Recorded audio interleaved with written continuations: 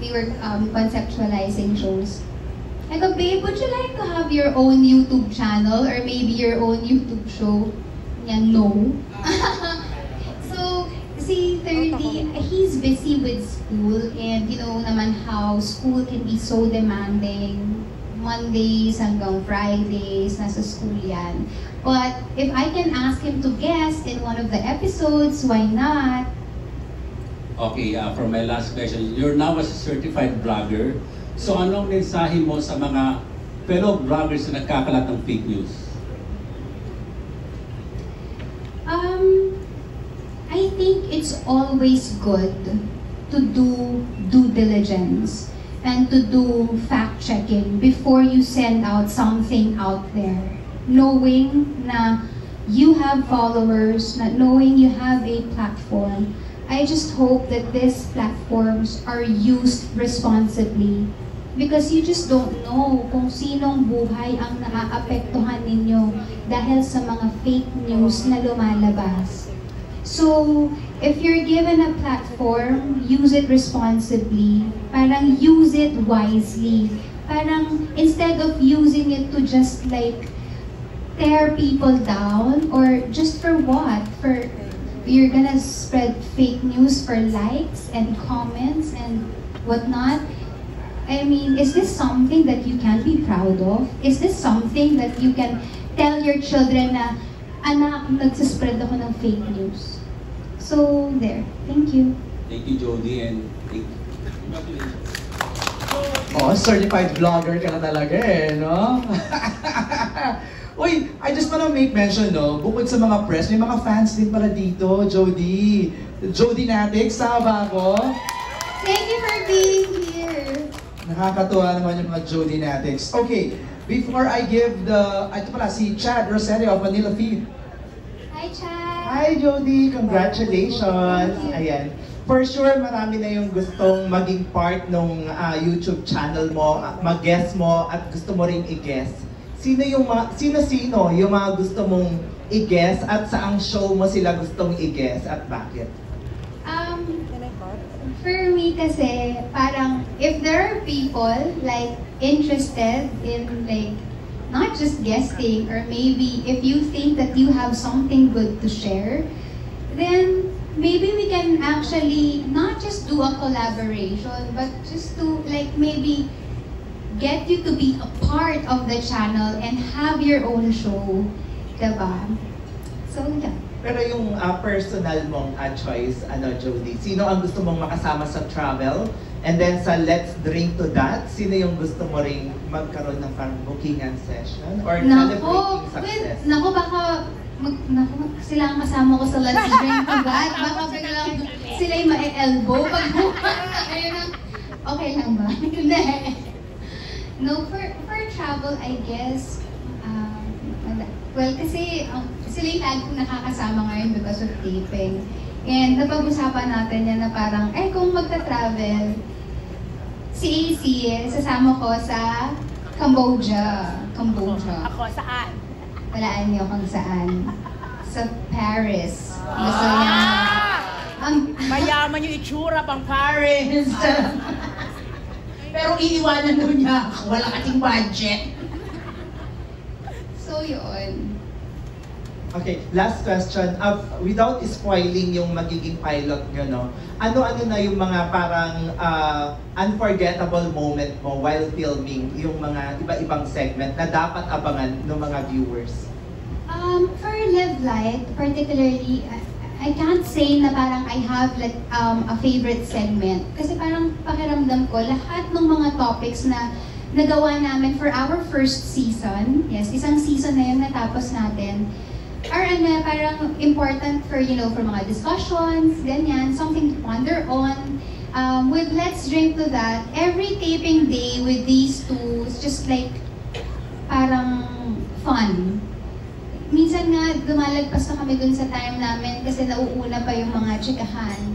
And, but what we really want to highlight sa Let's Drink to That is the stories of yung mga people na pinifeature namin, their stories of victory, na hindi lang sila, or family sila, but then tayo din yung nagbe-benefit. At kung ano man itong sinasabi ko, kailangan abangan ninyo kung bakit tayo din yung magbe-benefit dun sa mga stories ng mga tao yun. And then for JSM Travel and Tours, may mga lugar kaming napuntahan, may mga cities kami na pinuntahan. Nag-start muna kami with NCR.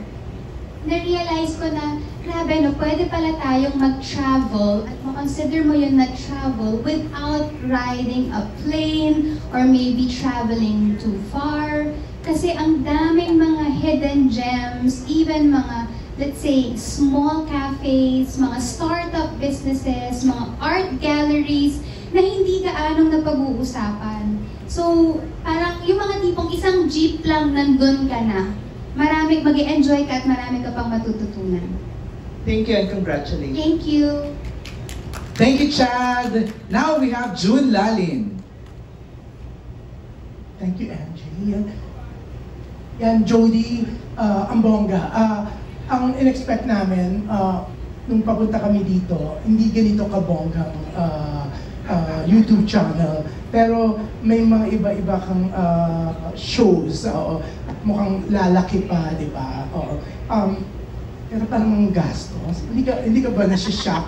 Kasi feeling ko, it's so hard na, yun nga, it's so hard na mabawi ka agad, di ba? Talagang ang feeling namin lahat, eto nga si Vix Almacen, sabi niya, mukhang napakagastos ng YouTube channel ni Jolie. Well, tama ka naman dyan. Joke lang. Well, it is an investment for me. I'm investing in the show because I believe in the show's cause. And naniniwala, kasi it's something na pinaniniwalaan ko talaga. And gusto kong pasalamatan ng aking production manager because sobrang galing niyang mag-budget. Salamat for keeping our costs low. And syempre, kung nakikita niyo ngayon sa place kung saan natin ginagawang official media launch, gusto nating pasalamatan yung mga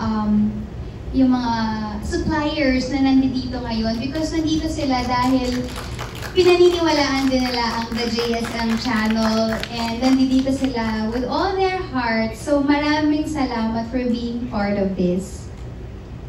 Yan, pero syempre good luck no. Pero yung iba kasi, si kala niya tapos. Ano yun? Ano po tayo mag-away-away? Pero Jody, yan, yung iba kasi, what they do is puro mga pagpa-prank, mga ganun. Pero ikaw talaga, pinag-usipan ng channel mo, may mga gagawin kang immersion. Mag-immersion ka rin, yung mga ibang mga i-feature mo dito, gagawin mo yung buhay nila. Yung immersion part, nasa ano po yan nasa travel and tours. Because, for example, if I may share that there was one community na pinuntahan po namin in Malabon, it's called Amapo. Sila po yung asosasyon ng mga magbabayong ng Atis Potrero Malabon. So we went there, nagpaturo po tayo sa mga nanay natin doon kung paano po gumawa ng bayong. And nakakatuwa lang malaman na yung pagbabayong nila, nakapagpaaral sila, nakapagpatapos sila ng kanilang mga anak. So isa po yun sa mga communities na feature natin sa the JSM Travel and Tours. And isa rin yun sa communities that we were able to give them, parang a little something, a little gift para lang po i-appreciate yung kanilang ginagawa for the community. Yeah, it's so nice, no? Kanina nga narinig namin yung parang ikaw magbibigay ng yung mga materials. Yung raw mats po nila. Yeah, it's so nice, no? Na marami kang natutulungan. So, congrats sa JSM channel. Pero, tatanungin ko rin si China. Favorite ko siya. Thank you po. Stress din kasi ako. Siyempre, hindi kita makalimutan sa etiquettes for Miss Success. Andiyan po pala si Wang Ji. Charot lang din siya. Makikisakay ako sa plane.